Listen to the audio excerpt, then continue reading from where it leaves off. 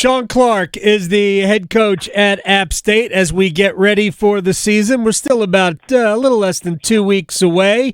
35-18 overall, 3-1 in bowl games, 22-11 in the Sun Belt. Those are all gaudy numbers entering year 5, plus the bowl game in year 1. So first of all, how are things going? How are you? Thank you for your time. Thank you for having me on. I always enjoy being on your show. But, things are going really good up here on the mountain right now. The weather's been fantastic.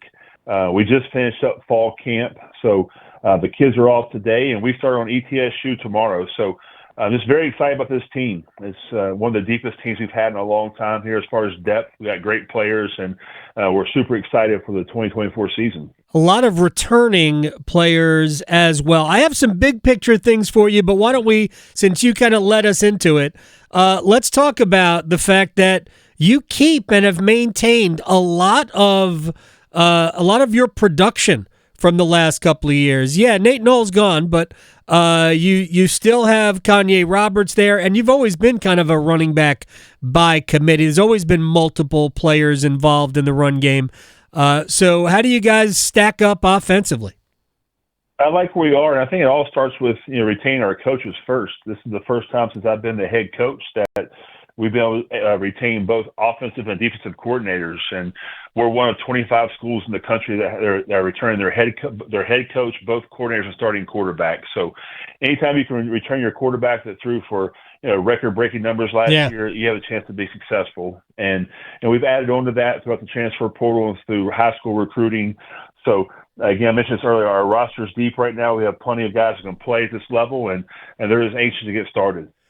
Shawn Clark, App State head football coach, is joining us here on the Adam Gold Show coming up August 31st, so a week from this Saturday coming up. East Tennessee State will be the opponent to kick off the season.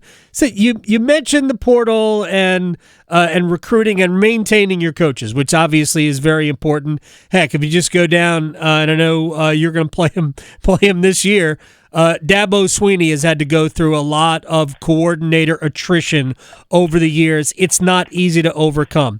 But specific to the players in this era of the transfer portal and all of the reasons why it has become such a major player across the country in college football, how has it impacted your recruiting? Have you found it to be as much coming in as going out? Walk me through it from an App State perspective. Well, I think if you look into the transfer portal now, all you really hear about is the good stories. You don't hear about all the bad stories out there. And sometimes that transfer portal can be a dark, dark place in the world as we see it. But for our players, we talk to them all the time. We treat them the right way. We want to make sure they have a world-class experience here, been a student athlete. And again, I go back to it. People that have transferred in, they talk about some of the stories they had at their institution. And again, for us, it's about doing things the right way. And we're always going to recruit from the high school level first. I think we're a developmental program. But anytime you can get into the portal and add immediate depth or a difference maker in your program, you have to do that. And we've had players transfer out. And what we see is, kids that if you lose a junior or a senior, you can't always replace them with a freshman or a sophomore. You have to get that to keep your roster management squared away for the future. So, again, I like our team. We've been able to retain a lot of our players through supporters and boosters, and we're excited about this season. I mean, this is interesting yet because it hasn't even gone through the House versus NCAA deal, the decision. How would App handle 105 football scholarships? Well, we are looking into that as we speak right now. I think our athletic director, Doug Gillen, has done a great job. He is on one of the boards, the FOC committee, which is rules and helps regulations. And that's something that's been coming down the pipe for a while now. So we've been working on that. Again, App State's positioned in a great place right now. With our leadership with Chancellor Norris and our athletic director, Doug Gillen, we have a great plan for it, and we're still in the early phases of our plan, but our plan is working right now. And when that time comes, App State will be positioned in the right way to have a great season a great program going forward. Talk about being able to retain Doug Gillen, who's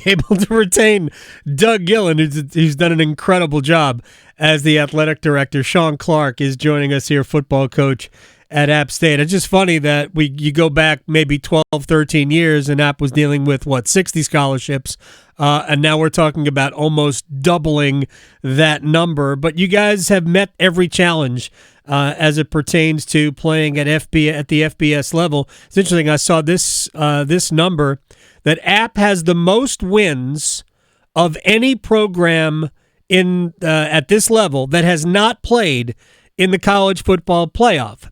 So it leads me to this. This is one of the big picture questions I wanted to ask you, because there are real consequences to winning the Sun Belt this year, because it could likely end up being a berth in the college football playoff. Not that it changes your focus or the way you approach anything, but I'm sure that has been a talking point throughout Boone this year and across the league. What are your thoughts on that? Well, we don't shy away from high expectations. That's part of the job here when you coach at App or you play at App, and there's a true pathway to make it to the college football playoffs this season. And the years past there really wasn't. So again, I think with our scheduling, we have a tough non-conference schedule, and again, if we can do well in the non-conference, and you have to play very well early, then again you have to have a strong November to give yourself a chance to be in the talks. But we've always done it that way because we want to play the best. We want to play at the highest level. And again, this year, if we can, you have to be very fortunate. You have to get some luck along the way. But again, we talked about our program. They came back in January, our first team meeting that was up on the board, and we talked about it. And I have no qualms about talking about it, because that's what we want to do. We want to win at a high level here and do things the right way. So again, we have to do good things early, play well early, and finish strong in November to have a chance this season. You have been a part of so many big wins at App.